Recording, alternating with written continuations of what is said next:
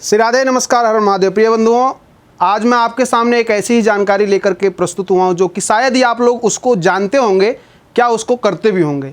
लेकिन आज मैं उन्हीं से जुड़ी कुछ चीज़ें आपको बताऊंगा जो आपको अपने ही घर में हनुमान जी की प्रतिमा रख करके उसका पूजन करना चाहिए।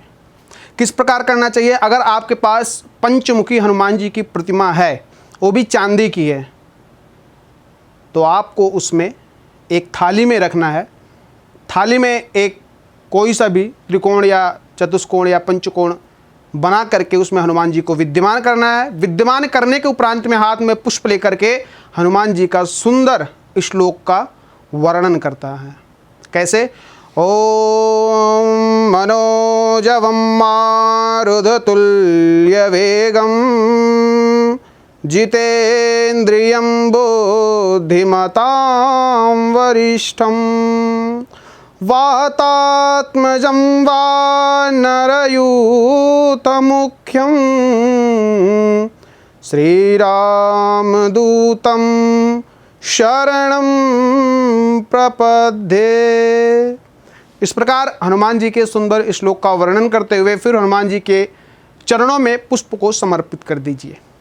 उसके उपरांत में आपको हनुमान जी के ऊपर दूध, दही, घी, शहद, शक्कर इत्यादि उसके उपरांत में पंचामृत के द्वारा आपको भगवान के ऊपर स्नान करवाना चाहिए। उसके उपरांत में आपको क्या करना चाहिए? शुद्ध जल से, शुद्ध जल कहें तो गंगा जल, गंगा जल को भगवान हनुमान जी के ऊपर समर्पित करने के उपरांत में फिर आप उनका पूजन करें। पूजन किस प्रकार करना चाहिए? गंध, अक्षत, पुष्प को एक में करके फिर हनुमान जी के चरणों में आप चढ़ा दीजिए। फिर आप सिंदूर, भगवान को सिंदूर लगाना मत भूलिएगा। सिंदूर लगाने के उपरांत में फिर आपको क्या करना चाहिए?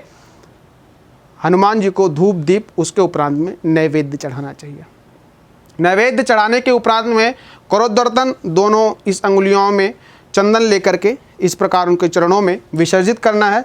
फिर कुछ द्रव्य दक्षिणा, कही जाए तो कुछ पैसा हमारे सभी मनोकामनाओं को पूर्ण करता है। अब कहेंगे वह कौन सी मनोकामना है? हमने परमात्मा के सामने सारी अपनी मनोकामना, अपनी व्यथाएं रख दी, लेकिन पूजन में जो जो सामग्रियों का अभाव होता है, अब वैसे तो पूजन षोडशोपचार होता है, लेकिन अब कितने लोगों के पास षोडशोपचार पूजन करने के लिए उसके पास, उन लोगों के पास सामग्रियाँ नहीं होती हैं। इसलिए सामग्री के अभाव में आप दक्षिणा अवश्य चढ़ाइए।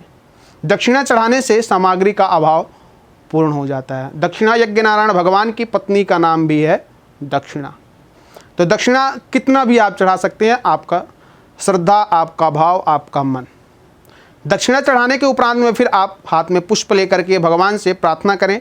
प्रार्थना करते हुए फिर भगवान के चरणों में पुष्प को समर्पित कर दें, और जो उसमें आपने प्रसाद चढ़ाया था हनुमान जी को, वह प्रसाद अपने घर में सभी लोगों को वितरित करके उनको खिलाना चाहिए। इससे हमारे ऊपर, हमारे परिवार के ऊपर हनुमान जी की कृपा बनी रहती है। क्यों? क्योंकि शंकर सुवन केसरी नंदन इसलिए कहा जाता है उनको। और सबसे बड़ी बात क्या है? अष्ट सिद्धि नवनिधि के दाता, अष्ट सिद्धियों को प्राप्त करवाने वाले स्वयं हनुमान जी। अगर उनकी कृपा हो जाए हमारे ऊपर, तो किस बात का हमारे ऊपर या हमारे परिवार के ऊपर किसी चीज़ का अभाव नहीं रह सकता। हनुमान जी की कृपा पाने के लिए आप सभी लोग अपने घर में हनुमान चालीसा, सुंदरकांड पाठ और बजरंग बाण इत्यादि जो भी आपसे हो पाता है यथाशक्ति, प्रातः नियमित रूप से जिस प्रकार उठते हैं उसी प्रकार उठिए।